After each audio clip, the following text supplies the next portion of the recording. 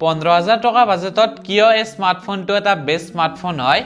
আহক চাও এই ফোনটো হৈছে Oppo K14X 5G মই এই ফোনটোত বেলেগ এপ ওপেন কৰি চাম কিমান ফাষ্ট এই এপবোৰ ওপেন এণ্ড ক্লোজ কৰে app opening and closing animation very smooth হয় য'ত কোনো ধৰণৰ ডিলে নাপায় এপ সুইচিং কৰক বা মাল্টিটাস্কিং কৰক বা কেমেৰাটো ওপেন কৰি এটা সময়তে বহুত কেইটা ফটো ক্লিক কৰক কোন ধৰণৰ ডিলে নাপায় বেটাৰী 6500 mAh এটা ডাঙৰ বেটাৰী হেভি ইউজ কৰিলেও গোটে দিনটো আৰামত চলিব লগতে 45 ওয়াটৰ সুপাৰবুক চাৰ্জিংৰে অলপ সময়তে চাৰ্জ কৰি ল'ব পাৰিব AI গেম বুষ্ট 2.0 পাব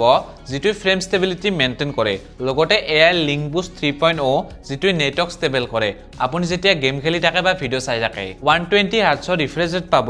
যাৰ ফলত একদম ধুনীয়া স্মুথ স্ক্ৰলিং কৰিব পাৰিব 50+2 মেগাপিক্সেলৰ ৰেয়াৰ কেমেৰাৰে এনেকুৱা ধৰণৰ ফটো তুলিব পাৰিব বাকি এই ফোনটোৰ প্ৰাইস হিচাপে ডিজাইনটো আপোনাৰ কেনেকুৱা লাগিছে নিশ্চয় কমেন্ট কৰি জনাব আৰু ভিডিওটো আপোনাৰ সেইজন ফ্ৰেণ্ডলৈ শেয়াৰ কৰি দিয়ক যাৰ বাজেট 15,000 টকা